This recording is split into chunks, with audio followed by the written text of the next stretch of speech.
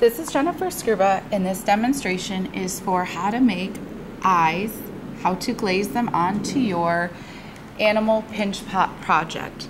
These pinch pots have been once fired, called Bisqueware, at 1,850 degrees. Our next step is to apply glazes. I've chose Duncan Concept glazes. I like them because of the detail and they stay in place.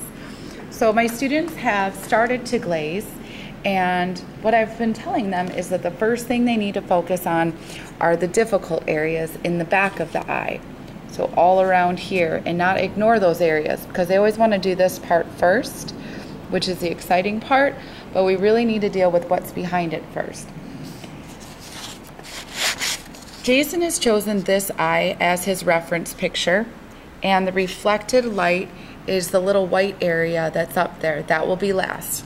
So the order that we're going to glaze this is the background of the eye, then the, let's look here, then the white, 2 coats of that. We're gonna let that dry, and then we're gonna come in with blue and we're gonna fade it out.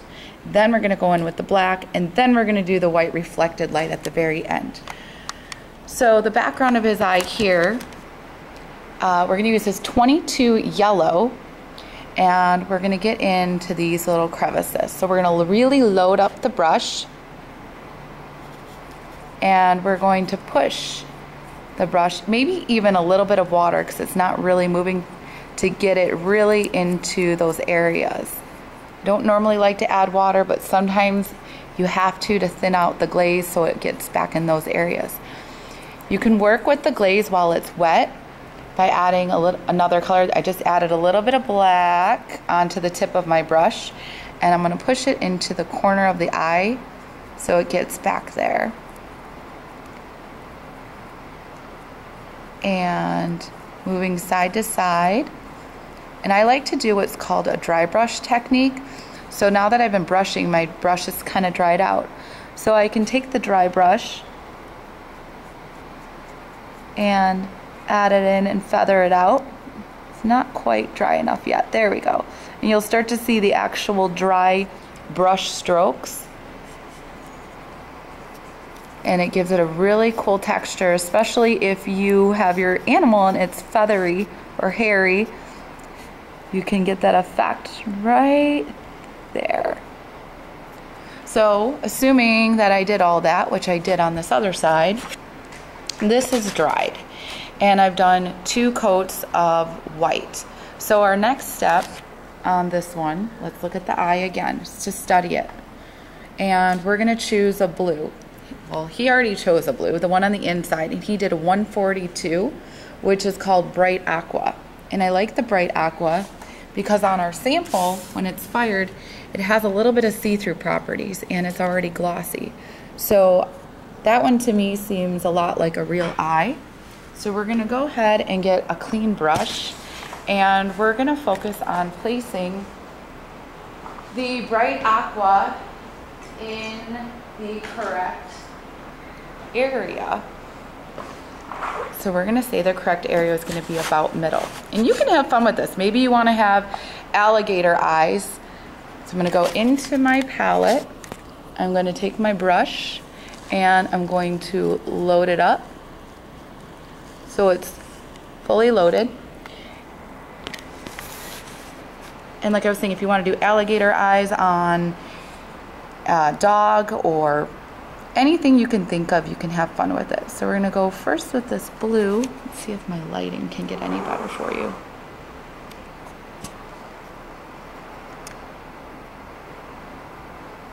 And we're gonna tap and lift.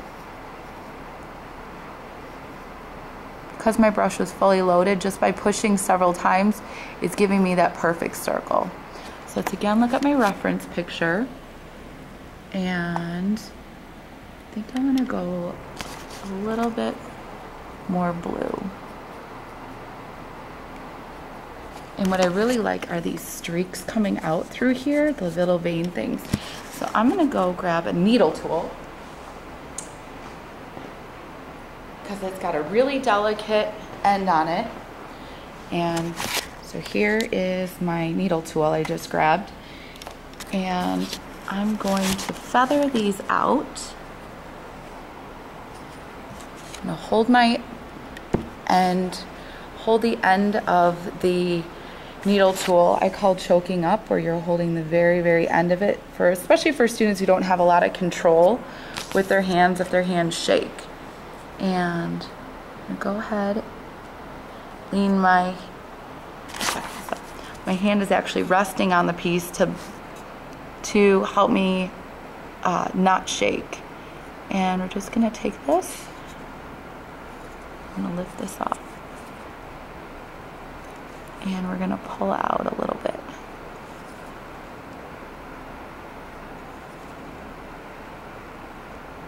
So I'm finding that if I just push the glaze out a little, it reacts better. Or load up the tip. I can steal some from the middle and load up the tip. Close it up here and see if you can see what I've been doing. Oh, the lighting is not good.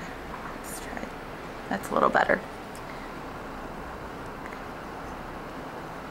And I'm going to go back again with my 142 blue and touch it up again in the middle. I'm going to dry it off. I'm drying my brush right now. You can't see that, but I just cleaned my brush off. And now I'm going to try and see if I like feathering it as well. Just taking the brush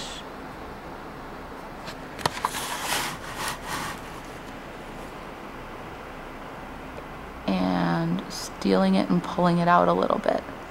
At this time, a really neat thing to do is to take another color and mix it in. I'm just going to take actually his 142, this little bit of yellow, and just kind of tap around there.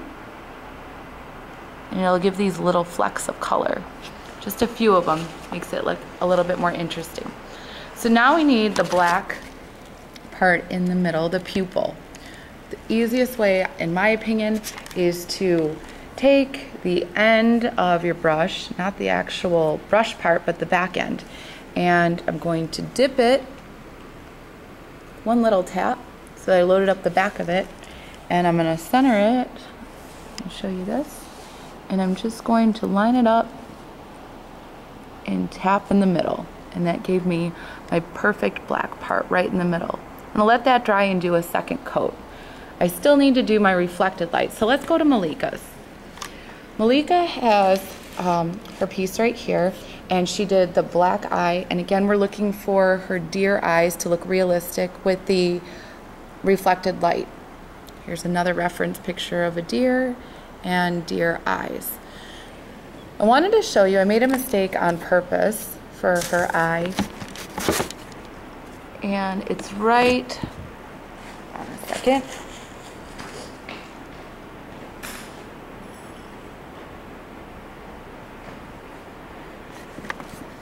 This little bit of black that you see right here. So that was a mistake that wasn't supposed to be there. I let it dry, and what you can do is take your loop tool and scrape it off. So if you get something accidentally on a spot, just scrape it off, and then you can go back over with that color again, or you can treat it like a texture, but mine went right through to the bisque, so I need to cover it again with that color. So we're going to go ahead and do her reflected light on this dried eye. And we did the background first and got into all the hard crevices. And we're going to take the back end of our brush just like we did with the black. I'm going to dip it in just on the end right here. I'm going to set it up. And I'm looking at my reference picture and I'm noticing that there is a dot in the upper right corner. So I'm going to give it a dot there, another one here, and there's a little bit of reflected light down here. So I just added 3 little dots right there. That should give our deer a realistic look once it's fired, to kind of have it look a little bit doughy. Let's look again at my picture. Actually, there was 2 dots. Let's go and add another dot. Right There we go. So I think that looks a little bit more realistic. Okay, back to Jason's. So we have his eye here, and this little dot is going to be a lot harder. So we're going to use a needle tool, dipping it into the white, and we're going to add the dots. What's my reference picture? This one shows the reflected light as being down here, which is kind of weird. I'm going to look and use the reflected light from this one as my reference. Or let's look at these references and see which ones. I like that one's pretty cool because it has the white right there and a little bit over there. Usually if it's right in the middle, the white's right in the middle, sometimes it's a little much. So I have the white on the tip of mine, and we're just gonna place it there, and like that.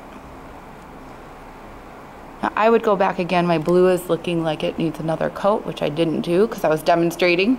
So I would go back again with my blue and layer that again.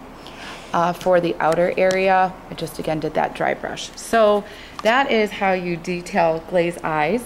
I would also recommend, since his eyes are kind of scary looking right now, that we might go and add an eyelid. So I'm going to show you how to add an eyelid to it with this eye, and we're just going to take black and see if you can see this. Coat it, load our brush up, and come across there so it looks a little bit sleepier and not so startled.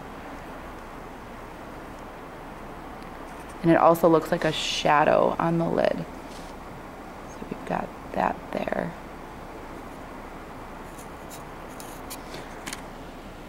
Now his eye, because you're covering the top one, like I would say 1/5 of the eyeball. I'm trying to come across with a real straight line. That could give it a little bit more of a I'm not so terrified look. So that again is how you low fire detail glaze eyes on your animal project.